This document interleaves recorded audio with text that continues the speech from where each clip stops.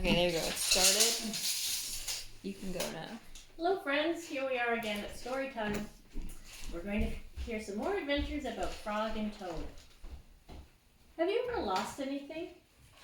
Well, in today's story, Toad lost a button. I'd like you to listen for the places that Toad and Frog looked for Toad's button and where they actually found it. Toad and Frog went for a long walk. They walked across a large meadow. They walked in the woods. They walked in the river. And at last, they went back home to Toad's house. "Oh, drat," said Toad. "Not only do my feet hurt, but I've lost a button off my jacket." "Don't worry," said Frog. "We'll go back to all the places where we walked." Do you remember where they walked? They walked across, that's right, a large meadow, in the woods, and along the river. Do you think they'll find it in one of those places? "We will soon find your button," said Frog. They walked back to the large meadow. They began to look in the tall grass. Wow, that's going to be tricky to find a button in the tall grass. "Here's your button," cried Frog. "That's not my button," said Toad. "That button is black, but my button is white." Toad put the black button in his pocket. Maybe he's going to have a button collection. A sparrow flew down. "Excuse me," said the sparrow. "Did you lose a button?" "I found one." "That is not my button," said Toad.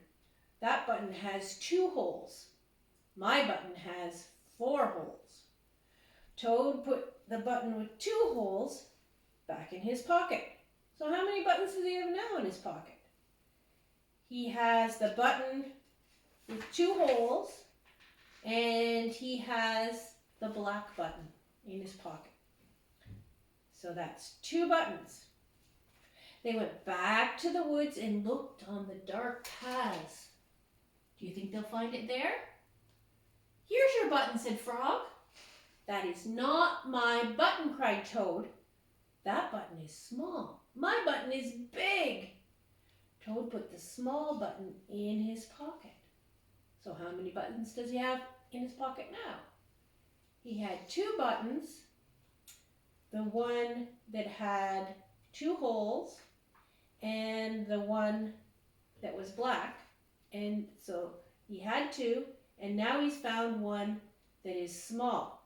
2 buttons plus 1 more is, you got it, 3 buttons. A raccoon came out from behind a tree. "I heard you were looking for a button," he said. "Here's one that I just found." "That is not my button," wailed Toad. "That button is square. My button was round." Toad put the square button in his pocket. How many is that? He had 3, and now he's found another one that's square. 3 plus 1 more, you got it. Now he has 4 buttons in his pocket. Frog and Toad went back to the river. They looked for the button in the mud. Oh my goodness. "Here's your button," said Frog. "That is not my button," shouted Toad. "That button is thin. My button is thick." So, how many buttons does he have now? He has the black button in his pocket. He has the button with 4 holes in his pocket. He has the button that is small in his pocket. He has the button that is square in his pocket. That's 4 buttons he had, and now he's found another one that is thin. 4 plus 1 more is all your fingers on this hand. That's how many? That's right, 5 buttons he has now in his pocket, and none of them are his button. Where could it be? Toad put the thin button in his pocket. He was getting very angry now. He jumped up and down and he screamed, "The whole world is covered with buttons, and not one of them is mine." Do you something to get angry about? Maybe Toad needs to take a deep breath in and let it out slowly. Toad ran home and slammed the door. But guess what? On the floor, he saw his white, four-holed, big, and round and thick button. Oh, said Toad. It was here all the time. What a lot of trouble I made for my friend Frog. Toad took all the buttons out of his pocket. He took his sewing box down from the shelf and he sewed the buttons all over his jacket. The next day, Toad gave his jacket to Frog. Frog thought it was beautiful. He put it on and he jumped for joy. None of the buttons fell off. Toad must have sewed them on very well. So, Toad and Frog were friends to each other in this story. I'd like you to think about how was Frog a good friend to Toad, and how was Toad a good friend to Frog? Did Frog help Toad find his button? And then at the end of the story, what did Toad make to give to Frog to say thank you?